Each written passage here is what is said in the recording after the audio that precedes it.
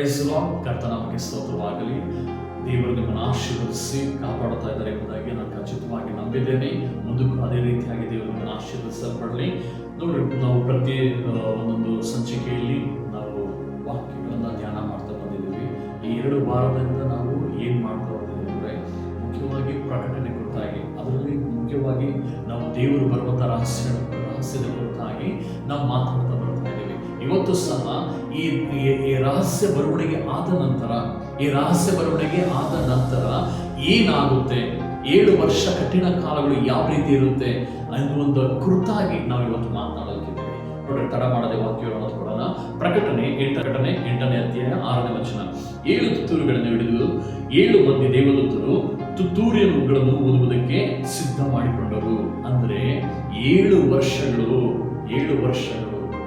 ಇಲ್ಲಿ 7 ತುತ್ತೂರಿಗಳನ್ನ ಊದಲಿಕ್ಕೆ ಸಿದ್ಧವಾಗ್ತಾ ಇದ್ದಾರೆ. ಪ್ರಿಯ ಸೋದರ ಸೋದರಿ, ನಿನ್ನ ಜೀವಿತದಲ್ಲಿ ನೀನು 2ನೇ ಬರವಣಿಗೆ, ರಹಸ್ಯ ಬರವಣಿಗೆಯಲ್ಲಿ ನೀನು ಸಿದ್ಧವಾಗಿ ಎತ್ತಲ್ಪಟ್ಟಿಲ್ಲ ಅಂದ್ರೆ ನೀನು ಇದೆಲ್ಲ ಬಾಧಿಸಲ್ಪಡಬೇಕಾಗ್ತದೆ. ಕರ್ತನು ಈ ರಹಸ್ಯ ಬರವಣಿಗೆ ಯಾತಕ್ಕಾಗಿ ಇಟ್ಟಿದ್ದಾನೆ ಗೊತ್ತಾ ನಿಮಗೆ? ಈ 7 ವರ್ಷ ಕಠಿಣ ಕಾಲಗಳನ್ನು ಅನುಭವಿಸಬಾರದು ಎಂಬುದಾಗಿ ನೀನು ಸಿದ್ಧವಾಗಿದ್ದೀಯಾ?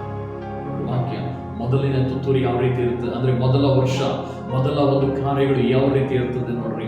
ಮೊದಲನೆಯ ದೇವದೂತನು ತುತ್ತೂರಿಯನ್ನು ಊದಿದಾಗ ರಕ್ತದಲ್ಲಿ ಕಲಸಿದ ಆನೆಕಲ್ಲಿನ ಮಳೆಯು ಬೆಂಕಿಯು ಭೂಮಿಗೆ ಸುರಿಯಲ್ಪಟ್ಟವು. ಭೂಮಿಯೊಳಗೆ 3ರಲ್ಲಿ 1 ಭಾಗ ಸುಟ್ಟು ಹೋಯಿತು. ಅದರಲ್ಲಿ ನೋಡ್ರಿ, 3ರಲ್ಲಿ 1 ಭಾಗ ಏನು ಸುಟ್ಟು ಹೋಯಿತು? ಮರಗಳೊಳಗೆ 3ರಲ್ಲಿ 1 ಭಾಗ ಸುಟ್ಟು ಹೋಯಿತು. ಹಸಿರು ಹುಲ್ಲೆಲ್ಲ ಸುಟ್ಟು ಹೋಯಿತು. ಅಂದರೆ ಇಲ್ಲಿ ಮನುಷ್ಯರ ಮೇಲೆ ಅಲ್ಲ, ಇಲ್ಲಿ ಏನಾಗ್ತಾ ಇದೆ, ಮೊದಲ ಒಂದು ತುತ್ತೂರಿ, ಮೊದಲ ವರ್ಷದ ಉಪದ್ರವ ಏನಾಗ್ತಾ ಇದೆ, ಆ ಒಂದು ಆನೆಕಲ್ಲಿನ ಮಳೆಯು, ರಕ್ತದಲ್ಲಿ ಕಲಸಿದ ಆನೆಕಲ್ಲಿನ ಮಳೆಯು ಮತ್ತೆ ಬೆಂಕಿಯನ್ನು ಕಲಸಿ ಭೂಮಿಯಲ್ಲಿ ಅದನ್ನು ಸುರಿಯಲ್ಪಟ್ಟಾಗ ಭೂಮಿಯಲ್ಲಿರುವಂತಹ 3ರಲ್ಲಿ 1 ಭಾಗವು, ಎಲ್ಲಾ ಮರ ಗಿಡಗಳು ಮತ್ತೆ ಹಚ್ಚ ಹಸಿರಾಗಿರುವಂಥದ್ದೆಲ್ಲವೂ ಸುಟ್ಟು ಹೋಗ್ತದೆ, ಎಲ್ಲ ಒಣಗಿ ಹೋಗ್ತದೆ. ಸೋದರ ಸೋದರಿ, ಇವತ್ತು ಯೋಚನೆ ಮಾಡ್ರಿ, ಈಗ ಯಾಕೆ ಮರ ಗಿಡಗಳು ಒಣಗಿ ಹೋಗ್ತದೆ? ಯಾಕ 3ರಲ್ಲಿ 1 ಭಾಗ ಯಾಕೆ ನಾಶ ಆಯ್ತು? ಯಾಕೆ ಅದನ್ನು ಸುಡಬೇಕು? ಅದೇನು ತಪ್ಪು ಮಾಡಿತ್ತು? ಪ್ರಿಯ ಸಹೋದರ ಸಹೋದರಿ, ಇದರಲ್ಲಿ ಏನು ನಾವು ಕಲಿತುಕೊಳ್ಬೇಕು ಅಂದ್ರೆ, ಈಗ ಮರ ಗಿಡಗಳು ಇರೋದ್ರಿಂದ, ಹಸಿರು ಇರೋದ್ರಿಂದ ನಮ್ಮ ಜೀವಿತ ಆರೋಗ್ಯವಾಗಿರ್ತದೆ. ಉಸಿರಾಡೋದಕ್ಕೆ ಆಮ್ಲಜನಕ ಅನ್ನುವಂಥದ್ದು ನಮ್ಮ ಜೀವಿತದಲ್ಲಿ ಅದು ಪ್ರಾಮುಖ್ಯವಾಗಿರುವಂಥದ್ದು. ಆದರೆ ಈಗ ಮರ ಗಿಡಗಳೇ ಎಲ್ಲ ಸುಟ್ಟೋದ್ರೆ ಗಾಳಿಯಿಂದ ಬರ್ತದೆ ಮೊದಲ ಉಪದ್ರವ. ನೀನು ಈ ಉಪದ್ರವವನ್ನು ಸಹಿಸ್ಕೊಳ್ಳೋಕೆ ಸಾಧ್ಯನಾ? ನೀನು ಸಿದ್ಧವಾಗಿದ್ಯಾ? ಯೋಚನೆ ಮಾಡಿ ನೋಡು. ಇವತ್ತು ನೀನು ಸಿದ್ಧವಾಗಿಲ್ಲ ಅಂದ್ರೆ ಎಚ್ಚೆತ್ಕೋ. 2ನೇದು ನೋಡ್ರಿ, 2ನೆಯ ದೇವದೂತನು ತುತ್ತೂರಿಯನ್ನು ಇದ್ದಾಗ ಬೆಂಕಿ ಹತ್ತಿ ಉರಿಯುವ ದೊಡ್ಡ ಬೆಟ್ಟವೋ ಎಂಬಂತಿರುವ ಒಂದು ವಸ್ತು ಸಮುದ್ರದಲ್ಲಿ ಹಾಕಲ್ಪಟ್ಟಿತು. ಆಗ ಸಮುದ್ರದೊಳಗೆ 3ರಲ್ಲಿ 1 ಭಾಗ ರಕ್ತವಾಯಿತು. ಸಮುದ್ರದ ಜೀವಿಗಳೊಳಗೆ 3ರಲ್ಲಿ 1 ಭಾಗ ಸತ್ತು ಹೋಯಿತು. ಹಡಗುಗಳೊಳಗೆ 3ರಲ್ಲಿ 1 ಭಾಗ ನಾಶವಾಯಿತು. ಏನಿದೆಲ್ಲ ನೋಡ್ರಿ, ಮೊದಲ ವರ್ಷದಲ್ಲಿ ನಡೆಯುವಂತ ಘಟನೆ, 2ನೇ ವರ್ಷದಲ್ಲಿ ನಡೆಯುವಂತ ಘಟನೆ. ಇಲ್ಲಿ ಏನಾಗ್ತಾ ಇದೆ ಅಂದ್ರೆ, ಸಮುದ್ರದಲ್ಲಿ ಒಂದು ಬೆಂಕಿಯಂತೆ ಉರಿತಿರುವಂತಹ ದೊಡ್ಡ ಬೆಟ್ಟದಾಗಿರುವಂಥದ್ದು ಸಮುದ್ರದಲ್ಲಿ ಬೀಳಲ್ಪಡುತ್ತದೆ. ಮತ್ತೆ ಅದು ಸಮುದ್ರದೊಳಗಿರುವಂತಹ 3ರಲ್ಲಿ 1 ಭಾಗ ರಕ್ತವಾಗಿ ಮಾರ್ಪಡುತ್ತದೆ.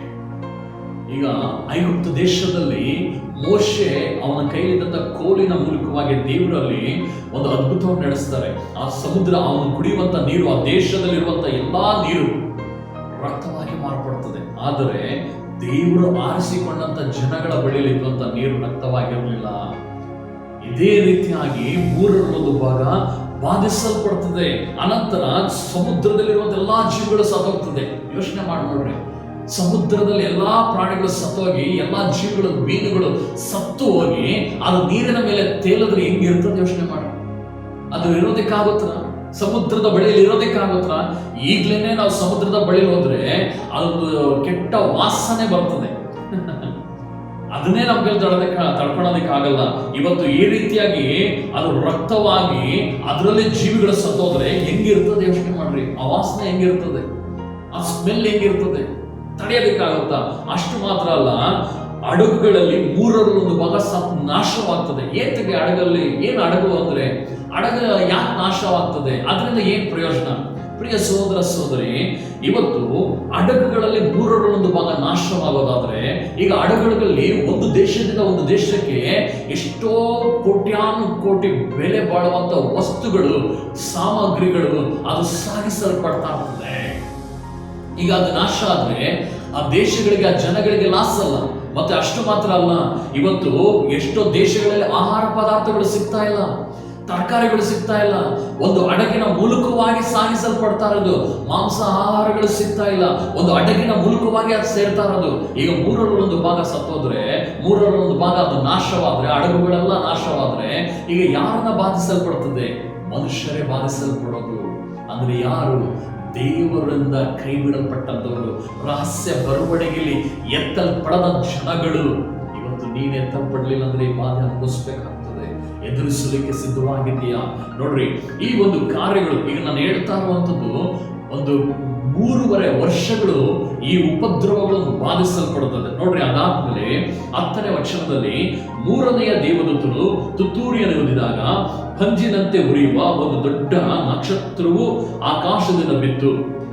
ಅದು ನದಿಗಳೊಳಗೆ 1/3 ಮೇಲೆಯೂ ನೀರಿನ ಹೊರತೆಗಳ ಮೇಲೆಯೂ ಬಿತ್ತು. ಆ ನಕ್ಷತ್ರಕ್ಕೆ ಮಾಚಿ ಪಾತ್ರೆ ಎಂದು ಹೆಸರು. ನೀರಿನೊಳಗೆ 1/3 ಮಾಚಿ ಪಾತ್ರೆಯಂತೆ ಕಹಿಯಾಯಿತು. ಆ ನೀರು ವಿಷವಾದದಿಂದ ಮನುಷ್ಯರಲ್ಲಿ ಅನೇಕರು ಸತ್ತರು. ಅಂದ್ರೆ ಏನು ಅನೇಕರು ಸತ್ತರು? ಈಗ ಒಂದು ಆಕಾಶದಿಂದ 3ನೇ ತುತ್ತೂರಿ ಊದಲ್ಪಟ್ಟಾಗ ಅಲ್ಲಿ ನಡೀತಾ ಇದೆ ಅಂದ್ರೆ 7 ವರ್ಷದ ಉಪದ್ರವದಲ್ಲಿ ಇದು ನಡೆಯುವಂಥದ್ದು. ಪ್ರಿಯ ಸಹೋದರ ಸಹೋದರಿ, ಅರ್ಥ ಮಾಡ್ಕೊಳ್ರಿ. ಇದೇನೋ ಒಂದು ತುತ್ತೂರಿಗಳು ಹೋಗ್ತಾರೆ, ನಾವೆಲ್ಲ ಪರಲೋಕಕ್ಕೆ ಹೋಗಿರ್ತೀವಿ ಅಲ್ಲ. ರಹಸ್ಯ ಬರವಣಿಗೆ ಆದ ನಂತರ ನಡೆಯುವಂತ ಘಟನೆಗಳು ಇವೆಲ್ಲ. ಅರ್ಥ ಆಗ್ತಾ ಇದೆ ನಿಮಗೆ? ಇವತ್ತು ಇಲ್ಲಿ ಏನ್ ನಡೀತಾ ಇದೆ ಅಂದ್ರೆ, ಈಗ 3ನೇ ದೇವದೂತನು ತುತ್ತೂರಿಯನ್ನು ಊದಿದಾಗ ಅಲ್ಲಿ ಏನ್ ನಡೀತಾ ಇದೆ ಅಂದ್ರೆ, ಒಂದು ನಕ್ಷತ್ರವೋ ಎಂಬತ್ತಿರುವಂಥದ್ದು ಅದು ಭೂಮಿಗೆ ಬೀಳ್ತದೆ. ಭೂಮಿಗೆ ಬಿದ್ದಾಗ ಅದು ಯಾವ್ಯಾವ್ದ್ರ ಮೇಲೆ ಬಾಧಿಸಲ್ಪಡ್ತದೆ ಅಂದ್ರೆ, ನದಿಗಳೊಳಗೂ, ನದಿಯಲ್ಲೂ, ಮತ್ತೆ ನೀರಿನ ಬುಗ್ಗೆಯಲ್ಲಿಯೂ. ನೀರಿನ ಹೊರತೆ ಅಂತಂದ್ರೆ, ಈಗ ಬೋರ್ವೆಲ್ ಎಲ್ಲ ಕೊರ್ಸಿ, ಈಗ ನೀರು ಕುಡಿಯೋದಕ್ಕೆ ನಲ್ಲಿಯೆಲ್ಲ ಹಾಕಿ ನೀರು ಕುಡಿತಾ ಇದ್ದೀವಲ್ಲ, ಕುಡಿಯೋ ನೀರು ಉಪಯೋಗ ಮಾಡ್ತಾ ಇದ್ದೀವಲ್ಲ, ಆ ಬೋರ್ವೆಲ್ ನೀರು ಅನ್ನುವಂಥ ಬುಗ್ಗೆ, ನೀರಿನ ಬುಗ್ಗೆ, ನದಿ, ಇವುಗಳ ಮೇಲೆ ಅದು ಬಿದ್ದಾಗ ಅದೇನಾಗ್ತೈತೆ? ಅದು ಕಹಿಯಾಗಿ ಮಾರ್ಪಡ್ತೈತೆ. ನಕ್ಷತ್ರ ಅಂದ್ರೆ ನಕ್ಷತ್ರನೇ ಬೀಳಲ್ಲ, ನಕ್ಷತ್ರವಾಗಿರುವಂತ ಒಂದು ರೂಪ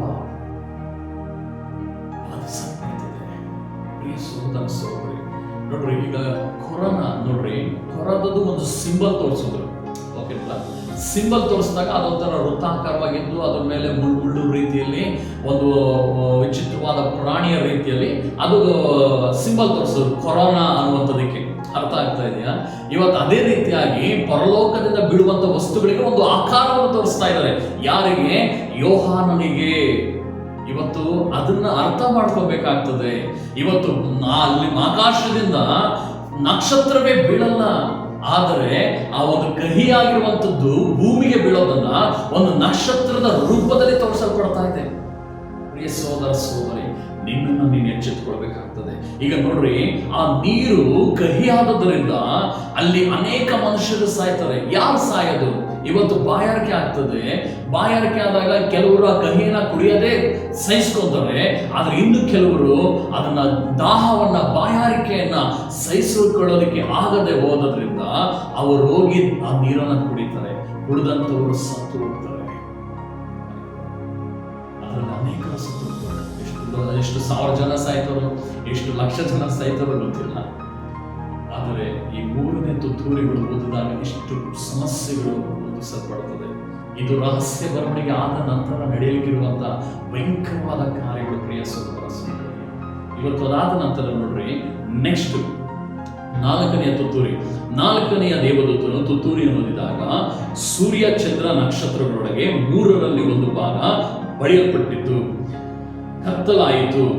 ಆದುದರಿಂದ ಹಗಲಿನೊಳಗೆ 1/3 ಪ್ರಕಾಶವಿಲ್ಲದೆ ಇತ್ತು, ರಾತ್ರಿಯೂ ಹಾಗೆಯೇ ಆಯಿತು. ಅಂದ್ರೆ ಏನಿದೆ ಅರ್ಥ? ಈಗ ಬೈಬಲ್ ಪ್ರಕಾರವಾಗಿ ನಾವು ನೋಡೋದಾದ್ರೆ ಇಸ್ರಾಯೇಲ್ ಜನಗಳನ್ನ ಮೋಶೆ ಕರೆತರಬೇಕಂತ ಸಂದರ್ಭದಲ್ಲಿ ಅಲ್ಲೊಂದು ಉಪದ್ರವ ಬಾಧಿಸಲ್ಪಡ್ತದೆ. ಅಲ್ಲಿ ಉಪದ್ರವ ಯಾವ ರೀತಿ ಅದನ್ನೇ ಇಲ್ಲಿ ಮಾತಾಡ್ತಾ ಇರೋದು. ಈಗ ಆ ರೀತಿಯಾಗಿ ಇಲ್ಲಿ ನಡೆಯಲ್ಪಡ್ತದೆ. 1/3 ಭಾಗ ಅಂದ್ರೆ ಇಸ್ರಾಯೇಲ್ ಇದ್ದಂತ ಪ್ರಾಂತ್ಯದಲ್ಲಾಗ್ಲಿ ಇಲ್ಲ ಐಗುಪ್ತ ದೇಶ ಮಾತ್ರನೇ ಕತ್ತಲಲ್ಲಿ ಬಾಧಿಸಲ್ಪಡ್ತು. ಒಬ್ಬರನ್ನೊಬ್ಬರು 3 ದಿವಸಗಳು ಒಬ್ಬರನ್ನೊಬ್ಬರು ಬಳಿಗೆ ಹೋಗ್ಲಿಲ್ಲ, ಏನು ತಿನ್ಲಿಲ್ಲ, ಏನು ಕುಡಿಲಿಲ್ಲ, ಎಲ್ಲಿಗೂ ಹೋಗ್ಲಿಲ್ಲಂತೆ. ಅಷ್ಟು ಕಾರ್ಗತ್ತಲು, ಅಲ್ಲಿ ಬೆಳಕೇ ಇಲ್ದಂಗ ಆಗೋಯ್ತು. ಏನ್ ಬೆಳಕನ್ನು ಹಾಕೊಂಡ್ರು ಬೆಳಕು ಬರ್ಲಿಲ್ಲ. ಈಗ ಏನ್ ಕಾಣ್ತಾ ಇರುವಂತದ್ದು, ಈ ಬೆಳಕುಗಳು ಕಾಣಲ್ಲ, ಕತ್ತಲು ಬಾಧಿಸಲ್ಪಡುತ್ತದೆ. ರಾತ್ರಿ ಹೇಗಿರುತ್ತೋ ಹಾಗೇ ಇರುತ್ತದೆ. ಆದ್ರೆ ಇಸ್ರೇಲ್ ಜನಗಳ ಬಳಿಯಲ್ಲಿ ಮಾತ್ರ ಬೆಳಕಿತ್ತು. ಅಂದ್ರೆ ಇಲ್ಲಿ ಅದನ್ನೇ ಹೇಳ್ತಾ ಇರೋದು 1/3 ಭಾಗ. 1/3 ಭಾಗ ಅಂದ್ರೆ ತಮಿಳುನಾಡಿನಲ್ಲಿ ಇರ್ಬೋದು, ಇಲ್ಲಾಂದ್ರೆ ಆಂಧ್ರದಲ್ಲಿ ಇರ್ಬೋದು, ಇಲ್ಲ ಕರ್ನಾಟಕದಲ್ಲಿ ಇರ್ಬೋದು.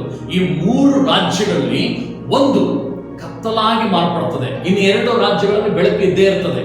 ಅರ್ಥ ಆಗ್ತಾ ಇದೆಯಾ ನಿಮಗೆ? ಇವತ್ತು ಅದೇ ರೀತಿಯಾಗಿ ಇಲ್ಲಿ ಸೂರ್ಯ ಚಂದ್ರ ನಕ್ಷತ್ರಗಳ ಮೇಲೆ ಅದು ಬಾಧೆಗೆ ಒಳಪಟ್ಟಾಗ, ಅದು ಪಡೆಯಲ್ಪಟ್ಟಾಗ ಅದು ಕತ್ತಲಾಗಿ ಮಾರ್ಪಡ್ತದೆ, ಬೆಳಕನ್ನ ಕೊಡೋದಿಲ್ಲ. ಇನ್ನು ನಿಮ್ಗೆ ಅರ್ಥ ಆಗೋದಾದ್ರೆ ನೋಡ್ರಿ, ಈ ಒಂದು ಸೂರ್ಯ ಭೂಮಿಯ ಸುತ್ತ ತಿರುಗಬೇಕಾದಾಗ ಸೂರ್ಯ ಯಾವ ಭಾಗದ ಮೇಲೆ ಬೆಳಕನ್ನ ಹಾಕ್ತಾನೋ ಆ ಭಾಗದಲ್ಲಿ ಬೆಳಕಿರ್ತದೆ. ಈಗ ಬೇರೆ ಕಡೆ ಅದು ಬೆಳಕು ಹೋಗಿ ತಿರುಗುವ ಅಷ್ಟೊತ್ತಿಗೆ ಇಲ್ಲಿ ಕತ್ಲಾಗಿ ಭೂಮಿಯ ಇನ್ನೊಂದು ಭಾಗದಲ್ಲಿ ಬೆಳಕನ್ನ ಕೊಡುತ್ತದೆ. ಅದೇ ರೀತಿಯಾಗಿ ಇಲ್ಲಿ ಸೂರ್ಯನು ಬಾಧಿಸಲ್ಪಡ್ತಾನೆ, ಸೂರ್ಯ ಚಂದ್ರ ನಕ್ಷತ್ರಗಳು ಬಾಧಿಸಲ್ಪಡ್ತದೆ. ರಾತ್ರಿ ಹೊತ್ತು ಯಾವುದು ಏನು ಕಾಣೋದಿಲ್ಲ. ಪ್ರಿಯ ಸಹೋದರ ಸಹೋದರಿ, ಇದು 4ನೆಯ ಒಂದು ಬಾಧಿಸಲ್ಪಡುವಂಥದ್ದು. ಅದಾದ ನಂತರ ನೋಡ್ರಿ, ಇನ್ನು 4 ಅಂದ್ರೆ ಇನ್ನು 3 ಇದ್ದಾವೆ. ಅದಾದ್ಮೇಲೆ 5ನೇದು ಅಂದ್ರೆ ಪ್ರಕಟಣೆ 9ನೇ ಅಧ್ಯಾಯ 1ನೇ ವಚನ. 5ನೆಯ ದೇವದೂತನು ತುತ್ತೂರಿಯನ್ನು ಊದಿದಾಗ ಆಕಾಶದಿಂದ ಭೂಮಿಗೆ ಬಿದ್ದ ಒಂದು ನಕ್ಷತ್ರವನ್ನು ಕಂಡೆನು. ಅವನಿಗೆ ಅಧೋಲೋಕಕ್ಕೆ ಹೋಗುವ ಕೂಪದ ಬೀಗದ ಕೈ ಕೊಡಲ್ಪಟ್ಟಿತ್ತು. ಅಂದ್ರೆ ಆಕಾಶದಿಂದ ಒಂದು ನಕ್ಷತ್ರ ಹಿಡಿದು ಬರೋದು ಅಂತಂದ್ರೆ ನಕ್ಷತ್ರನೇ ಬರಲ್ಲ. ಇಲ್ಲಿ ನಕ್ಷತ್ರ ಅನ್ನುವಂಥದ್ದು ಒಬ್ಬ ದೇವದೂತನನ್ನ ಸೂಚಿಸ್ತದೆ. ಒಬ್ಬ ದೇವದೂತನು ಇಳಿದು ಬರ್ತಾನೆ. ಅದು ಪಾತಾಳದ ಮೇಲೆ ಅಧಿಕಾರ ಇರ್ತದೆ. ಆ ಪಾತಾಳದ ಒಂದು ಬೀಗದ ಕೈ ಅವನಿಗೆ ಇರ್ತದೆ. ಅವನೇ ಬಾಗಿಲನ್ನ ಬಂಧಿಸಲ್ಪಡೋದು, ಮುದ್ರೆ ಹಾಕಲ್ಪಡೋದು, ಅದನ್ನೆಲ್ಲವನ್ನು ಅದು ಅವನ ಕೈಲಿರ್ತದೆ. ಅವನ ಕುರಿತಾಗಿ ಮಾತಾಡ್ತಾ ಇದ್ದೆ. ಅವನು ಅಧೋಲೋಕದ ಕೂಪವನ್ನು ತೆರೆಯಲು ಕೂಪದಿಂದ ಬಂದ ಹೊಗೆಯು ದೊಡ್ಡ ಕುಲುಮೆಯ ಹೊಗೆಯಂತೆ ಏರಿತು. ಕೂಪದ ಹೊಗೆಯಿಂದ ಸೂರ್ಯನು ಆಕಾಶವು ಕತ್ತಲಾಯಿತು. ಹೊಗೆಯೊಳಗಿಂದ ಮಿಡತೆಗಳು ಭೂಮಿಯ ಮೇಲೆ ಹೊರಟು ಬಂದವು. ಭೂಮಿಯಲ್ಲಿ ಇರುವ ಚೇಳುಗಳಿಗೆ ಸಾಮರ್ಥ್ಯವಿರುವ ಪ್ರಕಾರ ಅವುಗಳಿಗೆ ಸಾಮರ್ಥ್ಯ ಕೊಡಲ್ಪಟ್ಟಿತ್ತು. ಅಂದ್ರೆ ಇಲ್ಲಿ ಭೂಮಿ ಅಂದ್ರೆ ಅಧೋಲೋಕದ ಬೀಗದಕ್ಕೆ ಕೊಡಲ್ಪಟ್ಟನು.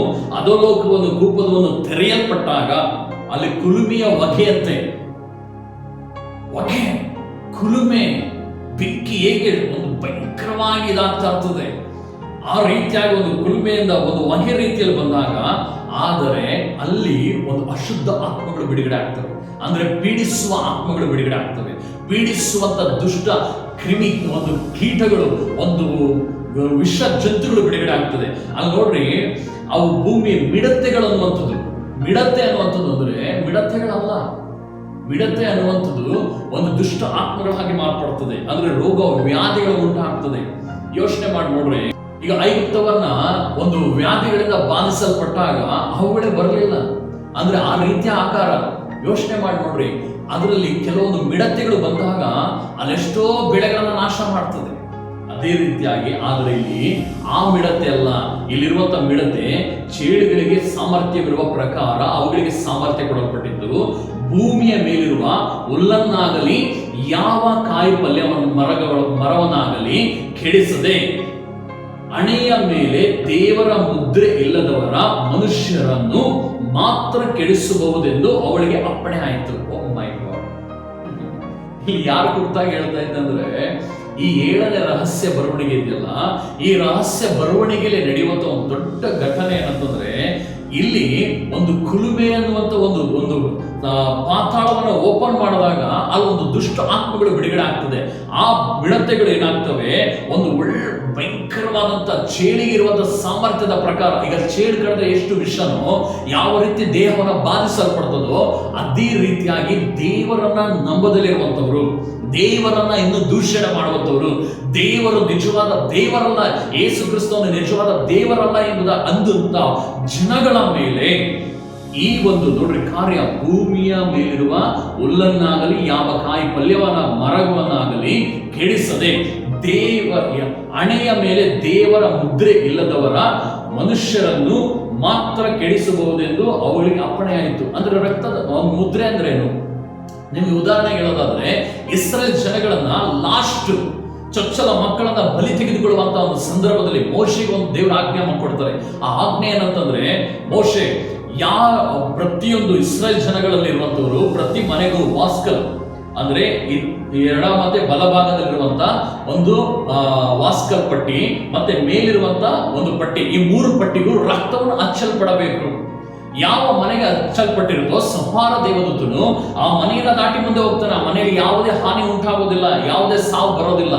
ಆದರೆ ಯಾವ ಮನೆಗೆ ಆ ರಕ್ತವು ಹಚ್ಚಲ್ಪಟ್ಟಿರುವವೋ ಅಲ್ಲಿರುವಂತ ಚೊಚ್ಚಲಾಗಿರುವಂಥದ್ದು ಎಲ್ಲವೂ ನಾಶ ಮಾಡ್ತಾರೆ, ಎಲ್ಲವೂ ಸಾಯಲ್ಪಡ್ತದೆ.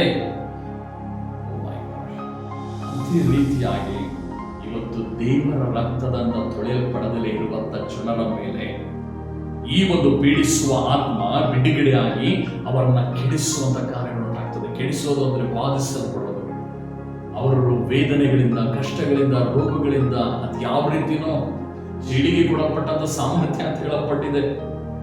ಇವತ್ತು ಚೇಳು ಕಡ್ದಾಗ ಯಾವ ರೀತಿ ಒಂದು ಬಾಧಿಸಲ್ಪಡುವಂತ ಕಾರ್ಯ ಉಂಟಾಗ್ತದೋ ಆ ರೀತಿಯಾಗಿ ಇರಬಹುದು, ಇಲ್ಲ ಅದಕ್ಕಿಂತ ಹೆಚ್ಚಾಗೂ ಇರಬಹುದು, ಹೇಳೋದಕ್ಕಾಗಲ್ಲ. ನೀನು 7 ವರ್ಷ ಕಠಿಣ ಕಾಲಗಳಿಂದ ತಪ್ಪಿಸಿಕೊಳ್ಳಲಿಕ್ಕೆ ನಿನಗೊಂದು ಒಳ್ಳೆಯ ಉತ್ತಮವಾದ ಚಾನ್ಸ್ ಇದೆ. ಈಗಲೇ ಬಲ ತರಬೇಕು, ಈಗಲೇ ನಿನ್ನನ್ನು ನಿಶ್ಚಿತ ಮಾಡಿಕೊ ಪ್ರಿಯ ಸಹೋದರ ಸಹೋದರಿ. ಅದಾದ ನಂತರ ನೋಡ್ರಿ 9ನೇ ಅಧ್ಯಾಯ 13ನೇ ವಚನ. 6ನೆಯ ದೇವದೂತನು ತುತ್ತೂರಿಯನ್ನು ಊದಿದಾಗ ದೇವರ ಸಮ್ಮುಖದಲ್ಲಿರುವ ಚಿನ್ನದ ವೇದಿಯ ಕೊಂಬುಗಳಿಂದ ಹೊರಟ ಒಂದು ಧ್ವನಿಯನ್ನು ಕೇಳಿದೆನು. ಅದು ತುತ್ತೂರಿಯನ್ನು ಹಿಡಿದಿದ್ದ 6ನೆಯ ದೇವದೂತನಿಗೆ ಎಫ್ರೋಟಿಕ್ಸ್ ಎಂಬ ಮಹಾ ನದಿಯ ಬಳಿಯಲ್ಲಿ ಕಟ್ಟಿರುವ 4 ಮಂದಿ ದೇವದೂತರನ್ನು ಬಿಚ್ಚಿಬಿಡು ಎಂದು ಹೇಳಿತು. ಆಗ ಆ ಮನುಷ್ಯರೊಳಗೆ 1/3 ಭಾಗ ಜನರನ್ನು ಸಂಹಾರ ಮಾಡುವುದಕ್ಕೆ ಅದೇ ವರ್ಷ, ಅಂದ್ರೆ ಯಾವ ವರ್ಷ? ಇಲ್ಲಿ 5ನೇ ತುತ್ತೂರಿ ಊದಲ್ಪಡ್ತಲ್ಲ, ಅದೇ ವರ್ಷದಲ್ಲಿ ಮತ್ತೆ ಇನ್ನೊಂದು ಬಾಧಿಸಲ್ಪಡುತ್ತದೆ. ಇಪ್ರೋಟಿಕ್ಸ್ ನದಿ ಎಂಬ ಆ ಬಳಿಯಲ್ಲಿ ಕಟ್ಟಾಕಲ್ಪಟ್ಟಂತ 4 ದೇವದೂತರುಗಳನ್ನ ಅಲ್ಲಿಗ ಕಟ್ಟಾಕಲ್ಪಟ್ಟಿದ್ದಾರೆ. ಅಂದ್ರೆ ದೇವರು ಕಟ್ಟಾಕಲ್ಪಟ್ಟಿರೋದು ಕಣ್ಣು ಕಾಣಲ್ಲ. ಇವತ್ತು ಅಲ್ಲಿರುವಂತ ದೇವದೂತರುಗಳನ್ನ, ಸಂಹಾರ ದೇವದೂತರುಗಳನ್ನ ಅಲ್ಲಿ ಕಟ್ಟಾಕಲ್ಪಟ್ಟಿರ್ತಾರೆ. ಅಲ್ಲಿ ಕಟ್ಟಾಕಲ್ಪಟ್ಟಂತವರು ಅವರು ಅದೇ ವರ್ಷದಲ್ಲಿ ಅವರು ಸಂಹಾರ ಮಾಡುವುದಕ್ಕಾಗಿ ಅದೇ ವರ್ಷದಲ್ಲಿ ಅದೇ ತಿಂಗಳು ದಿನ ತಾಸಿಗೆ ಸಿದ್ಧವಾಗಿದ್ದ ಆ 4 ಮಂದಿ ದೇವದೂತರನ್ನು ಬಿಚ್ಚಿಬಿಟ್ಟರು. ಇವತ್ತು ಅವರು ಅಲ್ಲೇ ಓದ್ಕೊಂಡು ಹೋಗೋದಾದ್ರೆ ಅವರ ಕುರಿತಾಗಿ ಕೆಲವೊಂದು ಡೀಟೇಲ್ಸ್ಗಳೆಲ್ಲ ಹೇಳಲ್ಪಡುತ್ತದೆ. ಇವತ್ತು ಇವರನ್ನ ಬಿಚ್ಚಲ್ಪಟ್ಟಾಗ ಅವರು ಇನ್ನೂ ಬಾಧಿಸಲ್ಪಡುವಂತೆ ಮಾಡ್ತಾರೆ. ಮನುಷ್ಯರನ್ನ ಅವುಗಳ ಬಾಯಿಂದ ಹೊರಟ ಆ ಬೆಂಕಿಯು, ಹೊಗೆಯು, ಗಂಧಕವು, ಆ 3 ಉಪದ್ರವಗಳಿಂದ ಮನುಷ್ಯರಲ್ಲಿ 3/4 ಭಾಗವು ಅಥವಾ ಆಯಿತು. ನೋಡ್ರಿ, ವಾಕ್ಯ ಹೇಳ್ತಾ ಇದೆ 3/1 ಭಾಗ ಅಥವಾ ಆಯ್ತಂತೆ, ಸತ್ತು ಹೋಯಿತು. ಈ ಸಹೋದರ ಸಹೋದರಿ, ಇವತ್ತು ದೇವರನ್ನು ಅರಿಯದ ಜನಗಳ ಮೇಲೆ, ದೇವರನ್ನ ನಂಬದಂತ ಜನಗಳ ಮೇಲೆ, ದೇವರ ಕುರಿತಾಗಿ ಒಂದು ತಿಳುವಳಿಕೆ ಇಲ್ಲದವರ ಮೇಲೆ ಕೈಬಿಡಲ್ಪಟ್ಟಂತ ಜನಗಳು, ದೇವರ ಭಯ ಇಲ್ಲದಂತವರು, ಎಲ್ಲನೇ ಬರುಣಿಗೆ ರಹಸ್ಯ ಏನೋ ತಾನು ಎಂಬುದಾಗ ಆಟ ಆಡುವಿಕೆ ರೀತಿಯಲ್ಲಿ, ಹುಡುಗಾಟದ ರೀತಿಯಲ್ಲಿ ಜೀವನ ಮಾಡ್ತಾ ಇದ್ದಾರೆ ಕ್ರೈಸ್ತರು. ಅದು ಭಯಂಕರವಾಗಿರುವಂಥದ್ದು. ಅದು ಬಹಳ ಕಠಿಣವಾದಂಥ ದಿವಸಗಳು, ವರ್ಷಗಳು. 7 ವರ್ಷ ಕಠಿಣವಾಗಿ ಸೈತಾನನ ಆಡಳಿತದಲ್ಲಿ ಇರ್ತದೆ. ಇವತ್ತು ಅದೇ ರೀತಿಯಾಗಿ ಕಟ್ಟಾಕಲ್ಪಡುವಂಥದ್ದು. ಪ್ರಿಯ ಸಹೋದರ ಸಹೋದರಿ, ಇಲ್ಲಿ ಆ ಸಂಹಾರ ದೂತರುಗಳು ಸಂಹರಿಸಲ್ಪಟ್ಟಾಗ 3/1 ಭಾಗ ನಾಶ ಆಗ್ತದೆ. ಅಂದ್ರೆ 3 ಕಾರ್ಯಗಳು ಅವರ ಬಾಯಿಂದ ಹೊರಡುತ್ತದೆ. ಈ 3 ಕಾರ್ಯಗಳು ಏನಂದ್ರೆ, ಅವುಗಳ ಬಾಯಿಂದ ಬೆಂಕಿ, ಹೊಗೆ, ಗಂಧಕ. ಬೆಂಕಿ, ಹೊಗೆ, ಗಂಧಕ ಈ ಮೂರು ಬೇರೆ ಬೇರೆ. ಈ ಮೂರು ಬೇರೆ ಬೇರೆ ಅನ್ನುವಂಥದ್ದು, ಬೆಂಕಿ ಅನ್ನುವಂಥದ್ದು ಒಂದು, ಹೊಗೆ ಅನ್ನುವಂಥ ಒಂದು, ಗಂಧಕ ಅನ್ನುವಂಥ ಒಂದು. ಇವತ್ತು ಈ ಮೂರು ಈ ಒಂದೇ ವರ್ಷದಲ್ಲಿ ಅದೇ ತಿಂಗಳ ಅದೇ ದಿವಸಗಳಲ್ಲಿ ಬಿಚ್ಚಲ್ಪಟ್ಟಾಗ ಅಲ್ಲಿ ಪೀಡಿಸಲ್ಪಡ್ತಾ ಇರ್ತದೆ. ಚೇಳುಗಳ ಸಾಮರ್ಥ್ಯ ಹೊಂದಿದಂಥವರು, ದೇವರ ಮುದ್ರೆ ಇಲ್ಲದಂಥವರನ್ನ ಅಲ್ಲಿ ಬಾಧಿಸಲ್ಪಡುವಾಗ ಅದೇ ತಿಂಗಳಲ್ಲಿ ಅದೇ ವರ್ಷದಲ್ಲಿ ಅದೇ ಗಳಿಗೆಯಲ್ಲಿ ಈ ಸಂಹಾರ ದೇವದೂತರುಗಳು ಬಿಚ್ಚಲ್ಪಡ್ತಾರೆ. ಆಗ ಮೂರರಲ್ಲಿ ಒಂದು ಭಾಗ ಅಲ್ಲಿ ಆ ಜನರನ್ನ ಸಂಹಾರವಾಗ್ತದೆ. ಈ ಮೂರು ಗಂಧಕ ಅವರ ಬಾಯಿಂದ ಹೊರಡುತ್ತದೆ. ಪ್ರಿಯ ಸಹೋದರ ಸಹೋದರಿ, ಮನ ತಿರುಗು. ಇನ್ನು ಹೆಚ್ಚು ಕಾಲ ಅವಕಾಶವಿಲ್ಲ, ಹೆಚ್ಚು ಸಮಯಗಳಿಲ್ಲ. ಯಾವ ಟೈಮ್ನಲ್ಲಿ ದೇವರು ಬರ್ತಾರೋ ಗೊತ್ತಿಲ್ಲ. ಇವತ್ತು ರಾತ್ರಿನೇ ದೇವರು ಬರೋದಾದ್ರೆ ನೀನು ಸಿದ್ಧವಾಗಿದ್ದೀಯಾ? ಪರಲೋಕ ಎತ್ತಲ್ಪಡ್ತೀಯಾ? ನಿನ್ನ ಸಿದ್ಧ ಮಾಡಿಕೊಂಡಿದ್ದೀಯಾ? ನಿನ್ನ ತಯಾರಿ. ಅದಾದ್ಮೇಲೆ ನೋಡ್ರಿ, ಅಲ್ಲಿ ನಡೆಯುವಂತ ಘಟನೆ ಏನಾಗ್ತದೆ.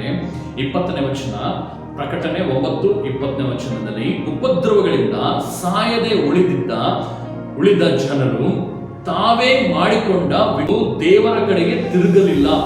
ಅವರು ದೇವಗಳನ್ನು ಪೂಜೆಯನ್ನು ಬಂಗಾರ, ಬೆಳ್ಳಿ, ತಾಮ್ರ, ಕಲ್ಲು, ಮರ ಇವುಗಳ ಮುಂತಾದವುಗಳಿಂದ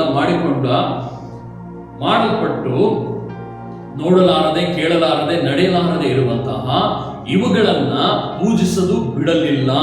ಇದಲ್ಲದೆ ತಾವು ನಡೆಸುತ್ತಿದ್ದ ಕೊಲೆ, ಮಾಟ, ಜಾರತ್ವ, ಕಳ್ಳತನ ಇವುಗಳೊಳಗೆ ಒಂದನ್ನು ಬಿಟ್ಟು ಮನಸ್ಸಾಂತರ. ಅಂದ್ರೆ ಈ ವರ್ಷದಲ್ಲೂ ಪ್ರಿಯ ಸಹೋದರ ಸಹೋದರಿ, ಇಲ್ಲಿ ಏನ್ ನಡೀತದೆ ಅಂತಂದ್ರೆ, ಇಲ್ಲೊಂದು ಭಯಂಕರವಾದ ಘಟನೆ ನಡೆದ್ರೂ ನಿಜವಾದ ದೇವರನ್ನ ಕಂಡುಕೊಳ್ಳುವಂತ ಜನಗಳು ಅಲ್ಲಿ ಇಲ್ವೇ ಇಲ್ಲ. ಈ ಉಪದ್ರವಗಳಿಂದ ತಾವು ಮಾಡ್ತಿದ್ದ ಕೆಟ್ಟ ಕೃತ್ಯಗಳನ್ನ ಬಿಡೋದಿಲ್ಲ, ಅಲ್ಲಿ ಮಾಡ್ತಿದ್ದಂತ ಪಾಪಗಳನ್ನ ಬಿಡೋದಿಲ್ಲ. ಅಲ್ಲಿ ಏನ್ ನಡೀತದೆ, ಅವ್ರು ಮಾಡ್ತಿದ್ದಂತ ಕೊಲೆ, ಮಾಟ, ಜಾರತ್ವ, ಕಳ್ಳತನ ಇದ್ರಲ್ಲಿ ಒಂದನ್ನು ಬಿಟ್ಟು ಮನಸ್ಸಾಂತರ ಅವರು ಪಡ್ಲಿಲ್ಲ. ಅಂದ್ರೆ ಕಡೆ ಕಾಲದಲ್ಲಿ ಮುಖ್ಯವಾಗಿ ನಡೆಯುವಂಥದ್ದು ಏನಂದ್ರೆ ಕೊಲೆ, ಮಾಟ ಮಂತ್ರಗಳು, ವ್ಯಭಿಚಾರಗಳು, ಕಳ್ಳತನಗಳು. ಈ 4 ಕಾರ್ಯಗಳು ಇನ್ನೂ ಹೆಚ್ಚಾಗಿ ಪ್ರಬಲವಾಗ್ತದೆ ಅಂತ ಇದನ್ನು ಸ್ಪಷ್ಟವಾಗಿ ಬರೆಯಲ್ಪಟ್ಟಿದೆ. ಇನ್ನು ಬೇರೊಂದು ಮತ್ತೊಂದು ಇದೆಯಲ್ಲ ಪಾಪಗಳು, ಆದ್ರೆ ಅದ್ಯಾಕಿಲ್ಲ ಅಂದ್ರೆ ಅವುಗಳು ಇರ್ತದೆ, ಆದ್ರೆ ಅವುಗಳಿಗಿಂತ 10 ಪಟ್ಟು ಈ ಕೊಲೆ, ಮಾಟ ಮಂತ್ರಗಳು, ಜಾರತ್ವ, ಕಳ್ಳತನ ಇವುಗಳನ್ನು ಭಯಂಕರವಾಗಿ ಮಾಡಲ್ಪಡ್ತಾರೆ. ಅದಕ್ಕೇನೆ ದೇವರಲ್ಲಿ ಮೆನ್ಷನ್ ಮಾಡಿದ್ದಾರೆ. ಪ್ರಿಯ ಸಹೋದರ ಸಹೋದರಿ, ಇವತ್ತು ನೀನು ಇದರಿಂದ ಬಾಧಿಸಲ್ಪಡಬಾರದು, ಇದರಿಂದ ನೀನು ವೇದನೆ ಪಡಬಾರದು ಅಂದ್ರೆ ಈ ರಹಸ್ಯ ಬರವಣಿಗೆಗೆ ಸಿದ್ಧವಾಗು. ಕಳ್ಳನು ಬರುವಂತೆ ಬರ್ತೀನಿ ಎಂಬುದಾಗಿ ದೇವರು ಹೇಳಿದ್ದಾರೆ. ಸಿದ್ಧವಾಗು. ನೀನು ಸಿದ್ಧವಾಗುವುದಾದರೆ ನಿನ್ನ ಜೀವಿತವನ್ನ ದೇವರು ಎತ್ತಲ್ಪಡ್ತಾರೆ. ನೀನು ಮನ ತಿರುಗುವುದಾದರೆ ನಿನ್ನನ್ನು ದೇವರು ಬಲಪಡಿಸ್ತಾರೆ, ನಿನ್ನನ್ನು ಶುದ್ಧಿ ಮಾಡ್ತಾರೆ. ಇವತ್ತು ದೇವರು ತನ್ನ ಜನಗಳನ್ನ ಕರೆದುಕೊಂಡು ಹೋಗುವುದಕ್ಕೆ ಅಂತಾನೆ ರಹಸ್ಯ ಬರವಣಿಗೆ ಇಟ್ಟಿರೋದು. 7 ವರ್ಷ ಕಠಿಣ ಕಾಲದಲ್ಲಿ ನನ್ನನ್ನು ನಂಬಿಕೊಂಡು ನನಗಾಗಿ ಪ್ರಾಣ ಕೊಡುವುದಕ್ಕೆ ಸಿದ್ಧವಾಗಿರುವಂತಹ, ರಕ್ತದ ಸಾಕ್ಷಿಗಳಾಗೋದಕ್ಕೆ ಸಿದ್ಧವಾಗಿರುವಂತವ್ರನ್ನ ನಾನು ಎತ್ತಲ್ಪಡಬೇಕೆಂಬುದಾಗಿ ದೇವರು ತೀರ್ಮಾನ ಮಾಡಿದ್ದಾರೆ. ಅದಕ್ಕಾಗಿ ರಹಸ್ಯ ಬರವಣಿಗೆ. ಇದಾದ ನಂತರ ಬಹಿರಂಗ ಬರವಣಿಗೆ ಬರ್ತದೆ. ಈ ಬಹಿರಂಗ ಬರವಣಿಗೆ ಯಾವ ರೀತಿ ಬರುತ್ತೆ ಅಂತ ಮುಂದಿನ ಭಾಗದಲ್ಲಿ ಹೇಳ್ತೀನಿ. ಆದರೆ ಈ ರಹಸ್ಯ ಬರವಣಿಗೆಯಲ್ಲಿ ನೀನು ಎತ್ತಲ್ಪಡಬೇಕು. ಈ ಉಪದ್ರವಗಳಿಂದ ನೀನು ತಪ್ಪಿಸಿಕೊಳ್ಬೇಕಾಗ್ತದೆ. ಈ ಇಷ್ಟು ಉಪದ್ರವಗಳು ಎಷ್ಟು ವರ್ಷಗಳು ನಡೀತದ್ರೆ 3.5 ವರ್ಷಗಳು ಸತತವಾಗಿ ನಡೀತದೆ. ಆಗ ಪವಿತ್ರ ಸ್ಥಾನದಿಂದ ಬಂದ ಮಹಾಶಬ್ದವನ್ನು ಕೇಳಿದನು. ಅದು ಆ 7 ಮಂದಿ ದೇವದೂತರಿಗೆ, ನೀವು ಹೋಗಿ ಆ 7 ಪಾತ್ರೆಗಳಲ್ಲಿರುವ ದೇವರ ರೌದ್ರವನ್ನು ಭೂಮಿಯ ಮೇಲೆ ಒಯ್ಯಿರಿ ಎಂದು ಹೇಳಿತು. ಆಗ ಮೊದಲನೆಯವನು ಹೊರಟು ಬಂದು ಪಾತ್ರೆಯಲ್ಲಿದ್ದುದನ್ನು ಭೂಮಿಗೆ ಒಯ್ದನು.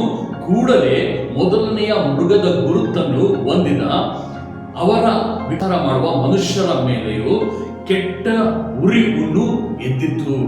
7 ವರ್ಷದ ಕಠಿಣ ಕಾಲಗಳು ಯಾವ ರೀತಿ ಇದೆ ನೋಡ್ರಿ, ಯಾವ ರೀತಿ ಬಾಧಿಸಲ್ಪಡ್ತಾರೆ ಎಂಬುದಾಗಿ ನೋಡ್ರಿ. ಇದು ನೀನು ಬಾಧಿಸಲ್ಪಡಬಾರದು ಎಂಬುದಾಗಿ ಕರ್ತನು ನಿನಗೋಸ್ಕರ ರಹಸ್ಯ ಬರವಣಿಗೆನ ಸಿದ್ಧ ಮಾಡಿದ್ದಾರೆ. ಇದು ದೇವರು ಬರೋದು ಯಾರಿಗೂ ಗೊತ್ತಾಗೋದಿಲ್ಲ. ಇದು ಯಾವ ರೀತಿ ಬರುತ್ತೆ ಅಂತಂದ್ರೆ, ಒಂದು ಶಬ್ದವು ತುತ್ತೂರಿಗಳ ಜಯ ಘೋಷದೊಡನೆ ಮೇಘಗಳಲ್ಲಿ ಅದು ಕೂಗಲ್ಪಟ್ಟಾಗ ದೇವರನ್ನ ಅರಿತುಕೊಂಡು ದೇವರ ಮಾರ್ಗದಲ್ಲಿ ನಡೆಯುವಂತ ಜನರನ್ನ ಆ ಪವಿತ್ರಾತ್ಮರವರನ್ನ ತಟ್ಟಿ ಎಬ್ಬಿಸುತ್ತದೆ. ಆಗ ಪ್ರಿಯ ಸೋದರ ಸೋದರಿ, ಅಲ್ಲಿ ಮೊದಲಿನ ದೇವದೂತನನ್ನು ಹೋಗಿ ಅಲ್ಲಿ ತನ್ನ ಪಾತ್ರೆಯಲ್ಲಿದ್ದ ಭೂಮಿಯಲ್ಲಿ ಒಯ್ದಾಗ ಮೃಗದ ಗುರುತನ್ನು ಹೊಂದಿದ, ಅಂದ್ರೆ 666 ಸಂಖ್ಯೆ ಕೊಡಲ್ಪಟ್ಟಿದೆಯಲ್ಲ, ಆ ಗುರುತನ್ನು ಹೊಂದಿದಂತ, ಆ ಮೃಗದ ಗುರುತನ್ನು ಹೊಂದಿರುವಂತ ಜನರ ಮೇಲೆ ಒಯ್ದಾಗ ಅವುಗಳಿಗೆ ಅವರು ಆರಾಧಿಸುವಂತವರು, ಅಂತವರ ಮೇಲೆ, ಮೈಯ ಮೇಲೆ, ದೇಹದ ಮೇಲೆ ಕೆಟ್ಟ ಉರಿ ಹುಣ್ಣುಗಳು ಎದ್ದಲ್ಪಡ್ತದೆ. ಅದು ಅವರಿಂದ ಬಾಧಿಸಲ್ಪಡ್ತದೆ. ಅದೆಷ್ಟು ಸಾವಿರ ಇರ್ಬೋದು, ಲಕ್ಷ ಇರ್ಬೋದು, ಕೋಟಿ ಜನಗಳಿರ್ಬೋದು. ಆ ಒಂದು ವಿಗ್ರಹ, ಆ ಒಂದು ಮೃಗಕ್ಕೆ ನಮಸ್ಕಾರ ಮಾಡಿ ಆರಾಧನೆ ಮಾಡುವಂತವರ ಮೇಲೆ ಅದು ಬೀಳಲ್ಪಡ್ತದೆ, ಬಾಧಿಸಲ್ಪಡ್ತದೆ. ಅಷ್ಟು ಮಾತ್ರ ಅಲ್ಲ, ಎರಡನೇದು ನೋಡ್ರಿ, ಎರಡನೆಯದನ್ನು ತನ್ನ ಪಾತ್ರೆಯಲ್ಲಿದ್ದುದನ್ನು ಸಮುದ್ರದ ಮೇಲೆ ಒಯ್ದನು.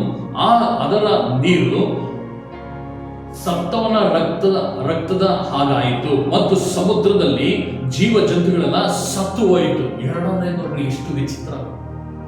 ಎರಡನೇ ಪಾತ್ರೆಯಲ್ಲಿದ್ದದನ್ನ ಸಮುದ್ರದ ಮೇಲೆ ಒಯ್ದಾಗ ಅದರ ನೀರು ಸತ್ತವನ ರಕ್ತ. ಈಗ ಸತ್ತವಂತವರ ರಕ್ತ ಗಬ್ಬೊಡಿತಾ ಇರ್ತದೆ. ಆ ರೀತಿಯಾಗಿ ರಕ್ತ ಮಾರ್ಪಟ್ಟಾಗ ಅದರಲ್ಲಿದ್ದಂಥ ಜೀವ ಜಂತುಗಳು ಅದರ ಶ್ವಾಸನೆ ತಡೆಯಲಿಕ್ಕಾಗ್ತದೆ, ಸತ್ತು ಹೋಗ್ತವೆ. ಆಮೇಲೆ ನೋಡ್ರಿ, ಮೂರನೆಯವನು, ಇದು ಪ್ರತಿ ಒಂದೊಂದು ವರ್ಷಗಳು ನಡೆಯುವಂತ ಘಟನೆಗಳಾಗಿರ್ತವೆ. ಅದು ಒಂದು ವರ್ಷದಲ್ಲಾಗಿರ್ಬೋದು, ಇಲ್ಲ ಒಟ್ಟು 7 ವರ್ಷಗಳಲ್ಲಿ ಬಾಧಿಸುವ ಉಪದ್ರವಗಳಾಗಿದೆ. ಮೂರನೆಯವನು ತನ್ನ ಪಾತ್ರೆಯಲ್ಲಿದ್ದುದನ್ನು ನದಿಯ ಮೇಲೆಯೂ ನೀರಿನ ಬುಗ್ಗೆಗಳ ಮೇಲೆಯೂ ಒಯ್ದನು. ಅವುಗಳಲ್ಲಿ ನೀರು ರಕ್ತವಾಯಿತು. ಇಲ್ಲಿ ವಾಕ್ಯ ನೋಡ್ರಿ, ಮೂರನೆಯ ಒಂದು ಪಾತ್ರೆಯನ್ನ, ಉಪದ್ರವವನ್ನ ಭೂಮಿಯ ಮೇಲೆ ಒಯ್ದಾಗ ಅಲ್ಲಿರುವಂತ ನದಿಗಳಲ್ಲಿಯೂ ಮತ್ತೆ ನೀರಿನ ಬುಗ್ಗೆಗಳಲ್ಲಿ, ನಾನು ಮೊದಲೇ ಹೇಳದ್ನಲ್ಲ, 8ನೇ ವಚನದ ಅಧ್ಯಾಯದಲ್ಲಿ ಹೇಳಲ್ಪಟ್ಟಿದ್ದು, ನೀರು ನದಿಗಳ ಮೇಲೆಯೂ ನದಿಯ ಹೊರತೆಗಳ ಮೇಲೆಯೂ ಎಂಬುದಾಗಿ ಅದೇ ಒಂದು ಉಪದ್ರವ ಇಲ್ಲಿ ಇನ್ನೂ ಸ್ಪಷ್ಟವಾಗಿ ಹೇಳಲ್ಪಡ್ತಾ ಇದೆ. ಇದೆಲ್ಲ ಬಾಧಿಸಲ್ಪಡುವಂತ ಘಟನೆಗಳು ಈ ಮೂರನೆಯನ್ನು ಒಯ್ದಾಗ ನದಿಯ ಮೇಲೆಯೂ, ನದಿಯ ಬುಗ್ಗೆಗಳ ಮೇಲೆಯೂ, ನೀರಿನ ಬುಗ್ಗೆಗಳ ಮೇಲೆಯೂ ಅದು ನೀರೆಲ್ಲ ರಕ್ತವಾಗಿ ಮಾರ್ಪಡ. ಮತ್ತೆ ಯಾರು ಕುಡಿತಾರೆ ಅದನ್ನ? ಯಾರು ಕುಡಿತಾರೆ ಹೇಳ್ರಿ? ಪ್ರಿಯ ಸೋದರ ಸಹೋದರಿ, ನೀನು ಸಿದ್ಧವಾಗು. ಹೆಚ್ಚು ಕಾಲ ಅವಕಾಶ ಇಲ್ಲ. ಯಾವ ಬೇಕಾದ್ರೂ ಬರ್ಬೋದು, ನಾಳೆನೇ ಬರ್ಬೋದು, ಇವತ್ತು ರಾತ್ರಿನೇ ಬರ್ಬೋದು, ಈ ಕ್ಷಣನೇ ಬರ್ಬೋದು, ಹೇಳೋದಕ್ಕಾಗಲ್ಲ. ನೀನು ಸಿದ್ಧವಾಗು. ಎರಡನೇ ರಹಸ್ಯ ಬರವಣಿಗೆಗೆ ಸಿದ್ಧವಾಗು. ಅದರ ನಂತರ 4ನೇ ನೋಡ್ರಿ, 4ನೇನು ತನ್ನ ಪಾತ್ರೆಯಲ್ಲಿದ್ದುದನ್ನು ಸೂರ್ಯನ ಮೇಲೆ ಒಯ್ದನು. ಆಗ ಸೂರ್ಯನಿಗೆ ಕಡು ಬಿಸಿಲಿನಿಂದ ಮನುಷ್ಯರನ್ನು ಕಾದಿಸುವಂತ, ಅವರನ್ನು ಕಾಯಿಸುವಂತ, ಅಂದ್ರೆ ಆ ಸೂರ್ಯನ ತಾಪಮಾನ ತಡೆಯಲಿಕ್ಕಾಗಲ್ಲ, ಮನುಷ್ಯರಲ್ಲಿ ಶಕ್ತಿಯು ಕೊಡಲ್ಪಟ್ಟಿತು. ಮನುಷ್ಯರು ಬಲವಾದ ಕಾವಿನಿಂದ ಹೋದರು. ಅವರು ದೇವರನ್ನು ಘನಪಡಿಸುವ ಹಾಗೆ ಮನಸ್ಸಾಂತರ ಮಾಡಿಕೊಳ್ಳದೆ ಈ ಉಪದ್ರವಗಳ ಮೇಲೆ ಅಧಿಕಾರವುಳ್ಳ ದೇವರ ನಾಮವನ್ನು ದೂಷಣೆ ಮಾಡ್ತಾರೆ. 5ನೇ ನೋಡ್ರಿ, 5ನೇ ತುತ್ತೂರಿ, 5ನೇ ಉಪದ್ರವ. 5ನೇವನು ತನ್ನ ಪಾತ್ರೆಯಲ್ಲಿದ್ದುದನ್ನು ಮೊದಲನೆಯ ಮೃಗದ ಸಿಂಹಾಸನದ ಮೇಲೆ ಒಯ್ಯಲು ಅದರ ರಾಜ್ಯವು ಕತ್ತಲಾಯಿತು. ಜನರು ತಮಗಾದ ಕಷ್ಟದ ದೆಸೆಯಿಂದ ತಮ್ಮ ನಾಲಿಗೆಗಳನ್ನು ಕಚ್ಚಿಕೊಂಡು ತಮ್ಮ ಕೃತ್ಯಗಳ ವಿಷಯದಲ್ಲಿ ಮನಸ್ಸಾಂತರ ಮಾಡಿಕೊಳ್ಳದೆ ತಮ್ಮ ಕಷ್ಟಗಳ ದೆಸೆಯಿಂದಲೂ ಹುಣ್ಣುಗಳ ದೆಸೆಯಿಂದಲೂ ಪರಲೋಕದ ದೇವರನ್ನ ದೂಷಿಸಲ್ಪಟ್ಟರು. ನೋಡ್ರಿ, ಇಲ್ಲಿ ವಾಕ್ಯ ಹೇಳ್ತೈತೆ, ಹುಣ್ಣುಗಳ ದೆಸೆಯಿಂದ. ಅಂದ್ರೆ ಇಲ್ಲಿ ಮೊದಲನೆಯ ಒಂದು ಪಾತ್ರೆ ಭೂಮಿ ಮೇಲೆ ಉಳಿದಾಗ ಒಂದು ಕೆಟ್ಟ ಉರಿ ಹುಣ್ಣು ಎದ್ದೇಳ್ತಲ್ಲ, ಆ ಉರಿ ಹುಣ್ಣು ಎದ್ದಂತ ಜನಗಳು ದೇವರನ್ನ, ಅಲ್ಲೂ ಅಷ್ಟು ಉಪದ್ರವಗಳು ಬಂದ್ರೂ ಸಹ ಆ ಜನಗಳು ಮನಸ್ಸಾಂತರ ಮಾಡಿಕೊಳ್ಳಲಿಲ್ಲ. ಪ್ರಿಯ ಸಹೋದರ ಸಹೋದರಿ, ನಿನ್ನನ್ನು ನೀನು ಸಿದ್ಧ ಮಾಡಿಕೊ, ನಿನ್ನನ್ನು ನೀನು ಬಲಪಡಿಸಿಕೊ. ಹೆಚ್ಚು ಕಾಲಾವಕಾಶಗಳಿಲ್ಲ. ದೇವರು ನಿಮ್ಮ ಜೀವಿತವನ್ನು ಆಶೀರ್ವದಿಸಲ್ಪಡಬೇಕೆಂಬುದಾಗಿ ಆಸೆ ಪಟ್ಟಿದ್ದಾನೆ. ನಿಮ್ಮನ್ನು ನೀವು ನಾಶ ಮಾಡಿಕೊಂಡು ಹೋಗಬೇಡ್ರಿ. ಇನ್ನೂ 6ನೆಯ ಒಂದು ಬಾಕಿ ಇದೆ. ದೇವರನ್ನು ಇವತ್ತು ಜನಗಳು ತಾವು ಮಾಡುತ್ತಿದ್ದಂಥ ಕೆಟ್ಟ ಕೃತ್ಯಗಳನ್ನ ಬಿಟ್ಟು ಮನಸ್ಸಾಂತರಗೊಳ್ಳಿಲ್ಲ. ಇವತ್ತು ನಿಮ್ಮ ಜೀವಿತದಲ್ಲೂ ಅಷ್ಟೇ, ನೀವು ಪಾಪಗಳನ್ನು ಬಿಟ್ಟು ಮನಸ್ಸಾಂತರಗೊಳ್ಳಿಲ್ಲ ಅಂದ್ರೆ ಬಿಡಲ್ಪಡ್ತೀರ. ಈ ಬಾಧೆಗಳಿಂದ ನೀವು ಅನುಭವಿಸ್ತೀರ, ನರಕಕ್ಕೆ ದೊಬ್ಬಲ್ಪಡ್ತೀರ. ಈ ಒಂದು ಭಯಂಕರವಾದಂಥ ಈ ಒಂದು ಉಪದ್ರವಗಳು ತಪ್ಪಿಸಿಕೊಳ್ಳೋದಕ್ಕೆ ಒಂದೇ ಒಂದು ಮಾರ್ಗ, ನೀನು ಮನಸ್ಸಾಂತರಗೊಳ್ಳೋದು. ನೀನು ಮನಸ್ಸಾಂತರಗೊಳ್ಳುವುದಾದರೆ ದೇವರು ನಿನ್ನನ್ನು ಎಲ್ಲಾ ಪಾಪಗಳನ್ನು ಕ್ಷಮಿಸಿ ನಿನ್ನನ್ನು ಪರಲೋಕಕ್ಕೆ ಎತ್ತಲ್ಪಡುವಾಗ ನಿನ್ನ ಜೀವಿತವು ಎಲ್ಲಾ ವಿಷಯಗಳಿಂದ ಬಿಡುಗಡೆ ಹೊಂದುತ್ತದೆ. ಇನ್ನು 6ನೆಯ ಒಂದು ತುತ್ತೂರಿ, 6ನೆಯ ಒಂದು ಉಪದ್ರವವು ಭೂಮಿ ಮೇಲೆ ಒಯ್ಯಬೇಕಾದಂತ ಬಾಕಿ ಇದೆ. ನಾವು ಇನ್ನು ಮುಂದಿನ ಒಂದು ಭಾಗದಲ್ಲಿ ನಾನು ಇದ್ರ ಕುರಿತಾಗಿ ಇನ್ನೂ ಮಾತನಾಡಲಿಕ್ಕಿದ್ದೇನೆ. ದೇವರು ನಿಮ್ಮನ್ನು ಆಶೀರ್ವಾದ ಮಾಡಲಿ, ಮತ್ತೆ 2ನೇ ಬರುವಳಿಗೆಗೆ ನಿಮ್ಮನ್ನು ದೇವರು ಸಿದ್ಧ ಮಾಡಲಿ ಎಂಬುದಾಗಿ ಹೇಳಿ ಹಾಗೆ ನಿಮ್ಮನ್ನು ನೀವು ಒಪ್ಪಿಸಿಕೊಳ್ಳಿ. ಈ ರಹಸ್ಯ ಬರವಣಿಗೆ ದೇವರೇ ನಾನು ಸಿದ್ಧವಾಗ್ತೀನಿ ಎಂಬುದಾಗಿ ಹೇಳಿ ನಿಮ್ಮನ್ನು ನೀವು ಆರೈಕೆ ಮಾಡ್ರಿ. ನಾವು ಕಣ್ಣುಗಳ ಮುಚ್ಚಿ ತಲೆಗಳನ್ನು ಬಾಗಿ ನಾವು ದೇವರ ಮುಂದೆ ಒಪ್ಪಿಸಿಕೊಂಡು ಪ್ರಾರ್ಥನೆ ಮಾಡೋಣ. ಪರಲೋಕದಲ್ಲಿರುವ ನಮ್ಮ ತಂದೆಯಾದ ದೇವರೇ ಈ 6 ಉಪದ್ರವಗಳನ್ನು ರಾಜ್ಯ, ಬಾಧಿಸಲ್ಪಡುವಂತ ರಾಜ್ಯ ದೇವರೇ, ನಿನ್ನ ಬೆಂಕಿ ರಕ್ತ ಬಿಡುಗಡೆ ಮಾಡಿಸುವ ಪ್ರತಿಯೊಬ್ಬೊಬ್ಬರು ರಾಜ್ಯ ಮನಸ್ಸಾಂತರಗಳಲ್ಲಿ, ಪ್ರತಿಯೊಬ್ಬೊಬ್ಬರು ರಾಜ್ಯವು ಮನಸ್ಸಾಂತರಗಳಲ್ಲಿ ನಿನ್ನ ಕೃಪೆಗಳನ್ನು ತುಂಬಿಸು ಸ್ವಾಮಿ. ದೇವರೇ, ಅವರವರ ಪಾಪಗಳನ್ನು ಬಿಟ್ಟು ನಿನ್ನ ಕಡೆ ಮನ ತಿರುಗಲಿ. ನೀನೇ ದೇವರೇ, ಎಲ್ಲ ಸರ್ವಶಕ್ತ ದೇವರು, ಪರಲೋಕ ಭೂಲೋಕ ಒಡೆಯನು ನೀನೇ ಎಂಬುದಾಗಿ ತಮ್ಮ ತಮ್ಮ ಪಾಪಗಳನ್ನು ಬಿಟ್ಟು, ತಮ್ಮ ತಮ್ಮ ಪಾಪದ ಕೃತ್ಯಗಳನ್ನು ಬಿಟ್ಟು, ದೇವರೇ ಮಾಡುತ್ತಿರುವ ಅಸಹ್ಯವಾದ ಕೆಲಸಗಳನ್ನು ಬಿಟ್ಟು ಮನ ತಿರುಗಲಿಕ್ಕಂತಾನೆ ಪ್ರತಿಯೊಬ್ಬರು 2ನೇ ರಹಸ್ಯ ಬರವಣಿಗೆ ಸಿದ್ಧವಾಗಲಿಕ್ಕಂತ ಅದ್ಭುತಗಳ ಮಾಡಿ ನಡೆಸಿಕೊಳ್ಳು. ನಜರೇತಿನ ಯೇಸು ಕ್ರಿಸ್ತನ ನಾಮದಲ್ಲಿ ದೇವರ ಪ್ರತಿಯೊಬ್ಬೊಬ್ಬರನ್ನು ನಿನ್ನ ಶುಭವು ಕೃಪೆಯ ಅವರನ್ನು ಹಿಂಬಾಲಿಸಿ ಕಾಪಾಡಲಿ ಸ್ವಾಮಿ. ಬಂಧನ ಕಟ್ಟುಗಳೆಲ್ಲ ಒಡ್ಡೆದಾಕಲ್ಪಡಲಿ ದೇವರೇ. ಇವರನ್ನು ಆಶೀರ್ವದಿಸು. ಇವರ ಮೇಲಿರುವಂಥ ಎಲ್ಲಾ ಶಾಪಗಳು, ಪಾಪದ ಬಂಧನಗಳೆಲ್ಲ ನಿನ್ನ ರಕ್ತದಿಂದ ಶುದ್ಧೀಕರಿಸು ಅಪ್ಪ. 2ನೇ ರಹಸ್ಯ ಬರವಣಿಗೆಗೆ ಪ್ರತಿಯೊಬ್ಬೊಬ್ಬರು ಸಿದ್ಧವಾಗಲಿಕ್ಕಂತಾನೆ ನೀನು ಕೃಪೆ ತೋರಪ್ಪ, ನೀನು ದಯೆ ತೋರು. ನಿನ್ನ ಗಾಯವುಳ್ಳ ಹಸ್ತವರ ಮೇಲೆ ಚಾಚಲಿ ಸ್ವಾಮಿ. ಪ್ರತಿಯೊಬ್ಬೊಬ್ಬರನ್ನ ಶುದ್ಧೀಕರಿಸಪ್ಪ. ಹೀಗೆ ಮಾಡಿದಕ್ಕಾಗಿ ಸ್ತೋತ್ರ ಯೇಸು ಕ್ರಿಸ್ತನ ನಾಮದಲ್ಲಿ ತಂದೆ. ಕರ್ತನ ದೇವರು ನಿಮ್ಮನ್ನು ಕಾದು ನಡೆಸಲ್ಪಡಲಿ. ಪ್ರತಿಯೊಂದು ವಿಷಯದಲ್ಲೂ ದೇವರು ನಿಮ್ಮ ಜೊತೆಯಲ್ಲಿದ್ದು ಕಾದು ನಡೆಸಲಿ. ಮತ್ತೆ ಮುಂದಿನ ಒಂದು ಭಾಗದಲ್ಲಿ ಈ ಒಂದು ವಾಕ್ಯದ ಪ್ರಕಟಣೆಯ ಈ 7ನೇ ವರ್ಷದ 7 ವರ್ಷ ಕಠಿಣ ಕಾಲದ ಕುರಿತಾಗಿ ಮತ್ತೆ ದೇವರು ನಿಮ್ಮೊಟ್ಟಿಗೆ ಮಾತಾಡ್ತಾರೆ. ದೇವರು ಅಲ್ಲಿವರೆಗೂ ನಿಮ್ಮನ್ನು ಆಶೀರ್ವಾದ ಮಾಡಿ